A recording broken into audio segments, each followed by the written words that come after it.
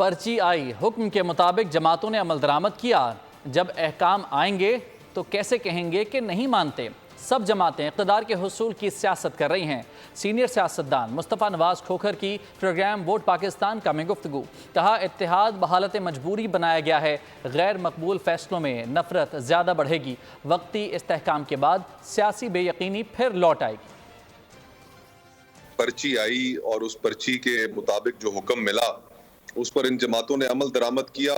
قربانی کوئی نہیں دی، سب اقتدار حاصل کرنا چاہ رہے تھے اور اقتدار کی ہوس میں پاگل ہوئے جا رہے تھے کہ انہوں نے اپنے کوئی اصول، کوئی نظریہ اس سیاست کے اندر ابھی رہ نہیں گیا۔ اتحاد بامر مجبوری بنایا گیا ہے۔